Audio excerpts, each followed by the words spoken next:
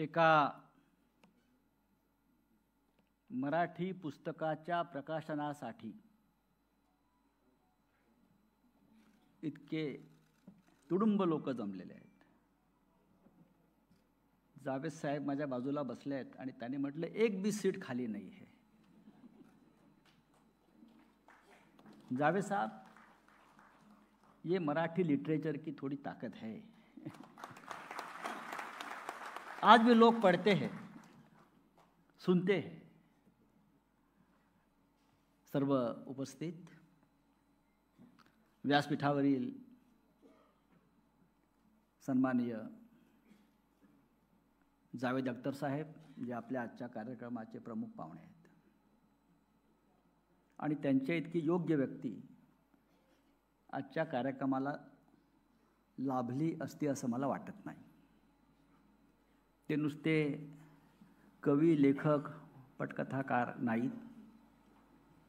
जिथे जिथे अन्याय होईल, देशात जिथे काही चुकीचं घडेल, तिथे जावेद साहेब हे सातत्यानं आपला आवाज उठवित असतात. आणि म्हणून जावेद साहेबांचं इथे असणं हे अत्यंत आमच्यासाठी प्रेरणादायी आहे. माननीय शरद पवार साहेब, त्यांच्याशिवाय हा कार्यक्रम होऊच शकत नाही. माझा तेही पडद्यामागे अशा अनेक लढाया आमच्यासाठी लढत राहिले आणि समोरून लढत असतात. माननीय उद्धव साहेब, माझे सर्वोच्च नेते, मित्र आणि सदैव माझ्या पाठीशी ते उभे राहिले. आणि खास पाहुणा आपण जो मुंबईतून कलकत्त्यातून बोलवलेला आहे, त्यांचं नाव गोखले आहे, साकेत गोखले. आता साकेत गोखले कलकत्त्यात कुठे गेले? ते तृणमूल काँग्रेसचे खासदार आहेत. आणि ममता बॅनर्जींनी त्यांना खास बोलवून खासदार केलं कि साकेत, आप कल नॉमिनेशन भरना है. करेक्ट? का? की महाराष्ट्रातून एक लढवय्या त्यांना हवा होता कलकत्त्याला. आमच्या दोघांमधलं साम्य असं आहे की मी त्याच्यामध्ये माझी प्रतिकृती बघतो. तेही तुरुंगात होते, ईडीच्या चक्रव्यूहात, आणि मी सुद्धा होतो. आणि साकेत गोखले हे गेल्या काही काळापासून एक तरुण राजकारणी, उत्तम पत्रकार, उत्तम लेखक आहेत. ते मूळचे मुंबईकर आहेत आणि त्यांच्या आईसुद्धा इथे आलेल्या आहेत. आणि आमचे शरद तांदळे, हिमतीचं काम त्याने खरोखर केलेलं आहे. उद्या तुम्ही ईडीसाठी दरवाजे उघडे ठेवा. पण एक सांगतो, यापुढे ईडी आपल्या दारामध्ये येणार नाही. ईडीचा बूच लावून ठेवलाय. मी शेवटचा माणूस होतो, ईडी याचा नादाला लागली. मैं आखिरी आदमी था जिसके साथ ईडी ने पंगा लिया. अब नहीं लेंगे. व्यासपीठावर नाही तर समोर सुद्धा अनेक मान्यवर बसले. मगाशी आपण नावं घेतली सगळ्यांची. तात्याराव लहाने आहेत, ज्यांनी उत्तम पुस्तकाचं कव्हर केलं असे चित्रकार भरतसिंग आहेत, आपले समोर बसलेले आहेत. त्यानंतर रजनीताई पाटील आहेत, खास आलेले आहेत त्या बीडवरून. हे सगळे आपल्या प्रेमापोटी आलेले आहेत. आणि या आपल्या लढाईमध्ये प्रत्येकानं त्या त्या वेळेला आपल्याला एक नैतिक पाठबळ दिलं, आपल्याला, आपल्या कुटुंबाला. आणि या नात्यानं इथे हा प्रचंड संख्येनं इथे लोक जमलेली आहेत. पुस्तकावरती बरीच चर्चा सुरू आहे, ती असायलाच पाहिजे. अगर मैं एक एडिट लिखता हूँ तो उसकी चर्चा होती है. किताब लिखेगा तो होना ही चाहिए. जावेद साहब, एक संपादक आहे, मी रोज लिहितो, त्याची रोज आदित्य साहेब आपली चर्चा व्हायला पाहिजे. चर्चा तर होणारच, पण जेव्हा मी पुस्तक लिहीन त्याची चर्चा झाली नाही तर लिहून उपयोग काय? 2 दिवसापासून अनेकांना मिरच्या लागलेल्या आहेत. धडाधड धडाधड मीडियावर चालू आहे, उसने ये लिखा, उसने ये लिखा, ये लिखा. पण जे लिहिलंय ते सत्य आहे, वो सच है.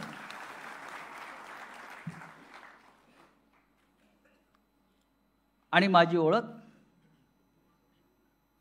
ही जी बाळासाहेबांमुळे झाली, माननीय बाळासाहेब ठाकरेंमुळे झाली, ती सत्य आणि नीतिमत्ता या 2 गोष्टींची तू कास सोडू नकोस. हे जेव्हा बाळासाहेबांनी मला वारंवार सांगितलं ते मी शेवटपर्यंत पाळ. जावेद साहब, आपकी 2 लाइनें मुझे हमेशा याद आती है. जो बात कहते डरते हैं सब, वो बात तू लिख. इतनी अंधेरी थी न कभी पहले रात, लिख.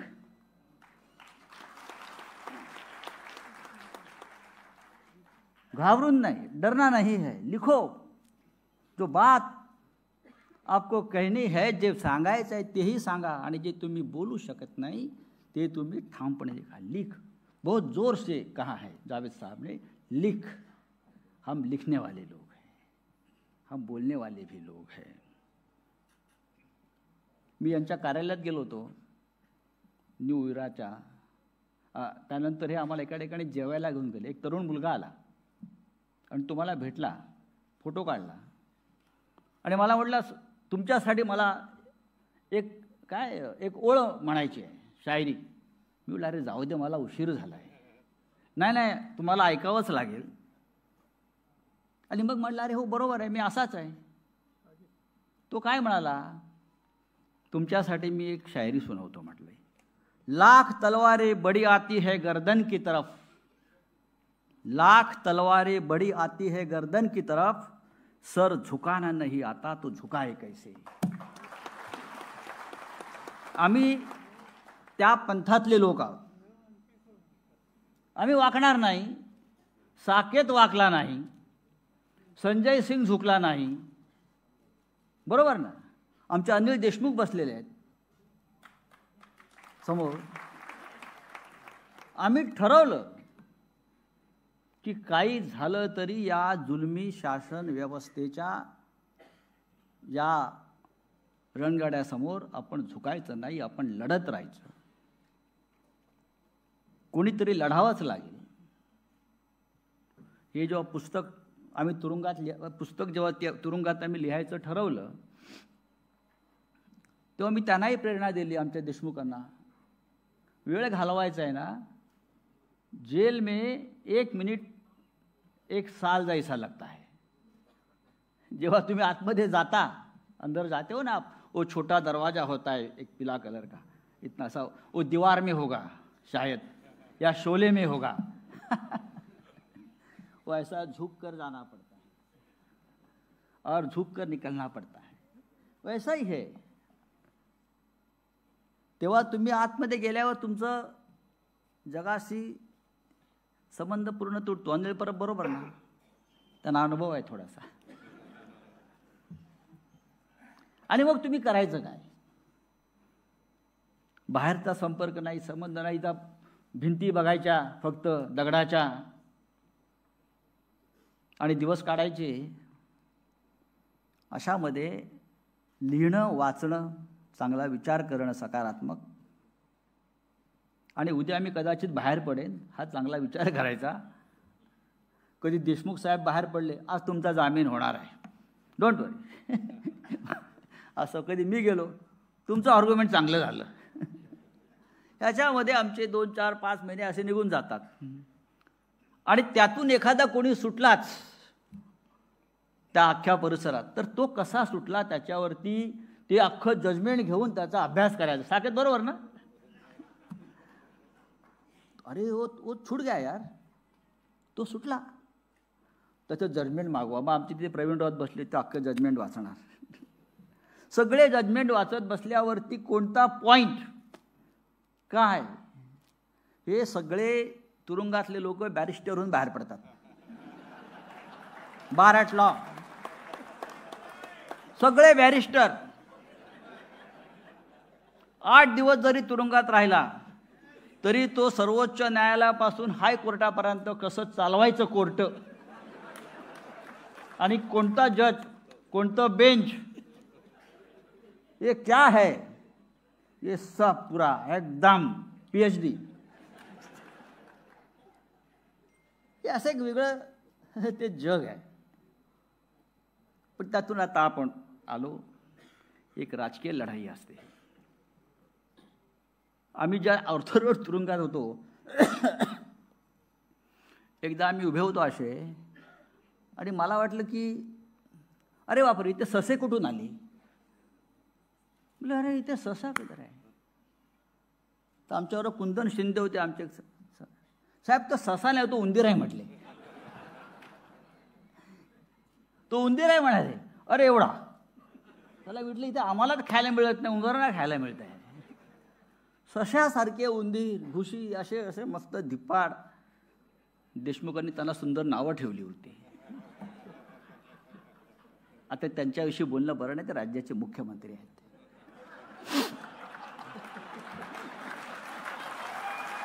आपण मर्यादा पाळल्या पाहिजे.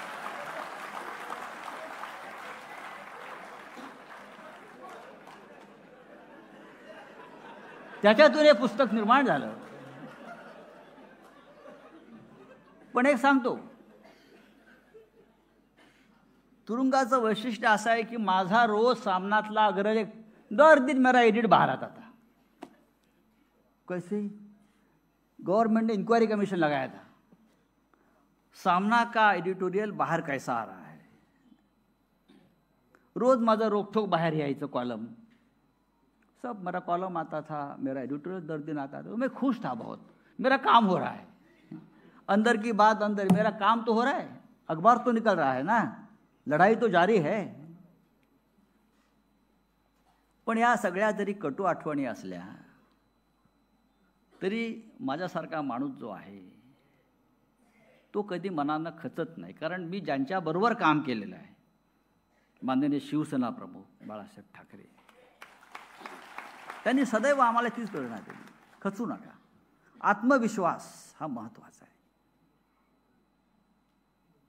मी एकदा ईडीच्या याच्यामध्ये होतो, कोठडीमध्ये, आणि सरकारवर भयंकर टीका करणारं माझं रोखठोक प्रसिद्ध झालं.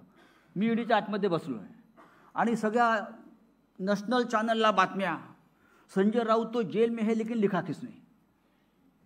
जे 2 अधिकारी रात्री आले उठवायला मला, क्या स्टेटमेंट लेना है म्हटले. बोले क्यों स्टेटमेंट लेना है भाई, वो आप यहाँ बैठे हैं 4 दिन हो गया और आपका आर्टिकल आज पब्लिश हो गया, पूरा टीवी पे चल रहा है.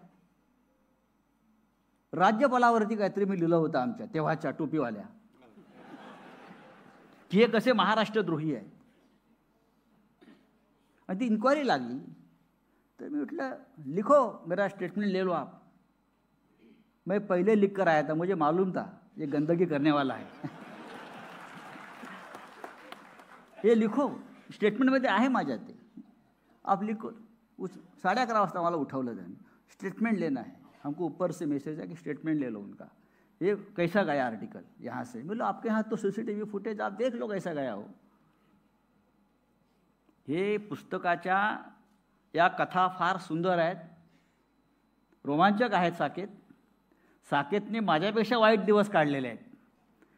साकेत साबरमती जेलमध्ये होता, विचार करा, गुजरातच्या. साकेतला एअरपोर्टवरनंच उचललं होतं का साकेत, बरोबर ना, तुला एअरपोर्टवरनं उचललं. साकेत 7 महिने तुरुंगात होता. त्या मानानं आम्ही थोडे कमी राहिलो. त्याचा अनुभव जास्त आहे, तो ज्येष्ठ आहे त्या बाबतीत मला. पण पुस्तक तयार झालं. 80% पुस्तक तुरुंगात लिहून झालं. 20% लिहायला 2 वर्ष लागली.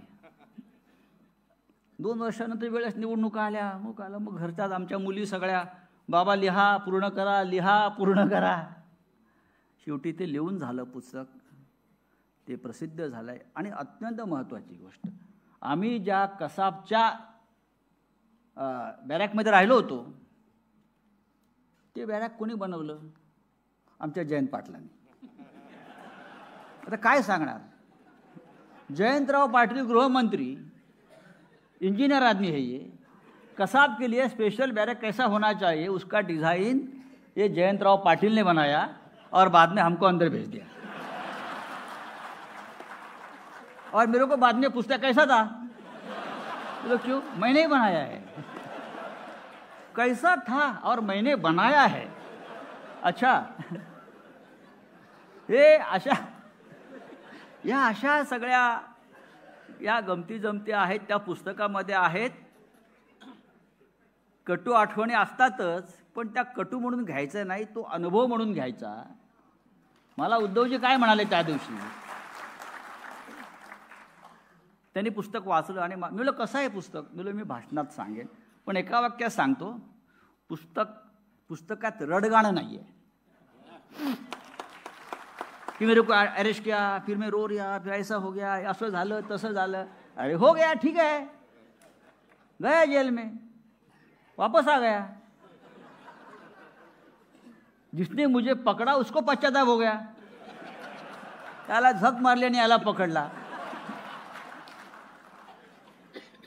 अरे हम गुंडे लोग हैं,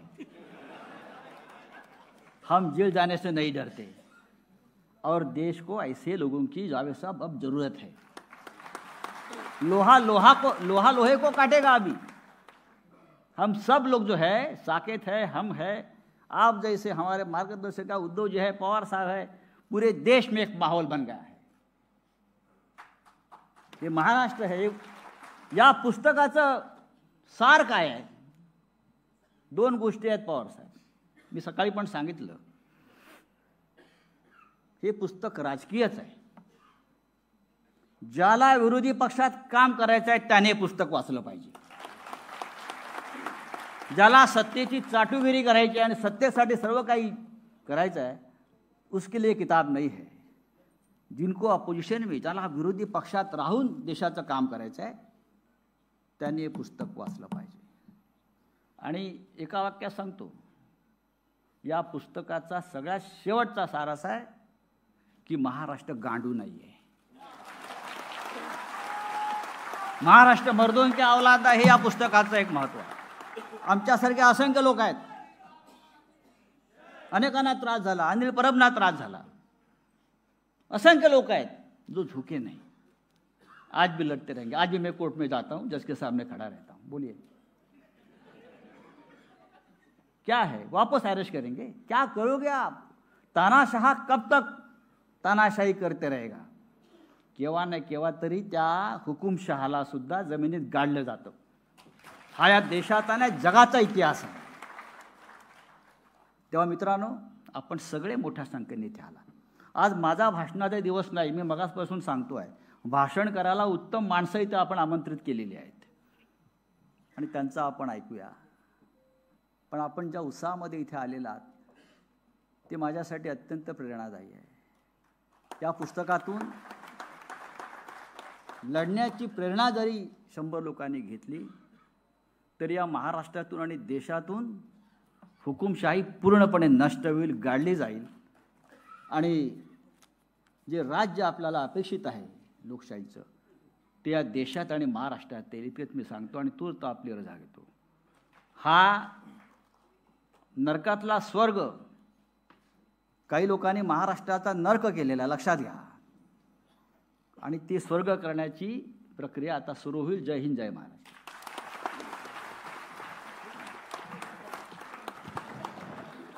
इतक्या हसत खेळत राऊत साहेबांचं हे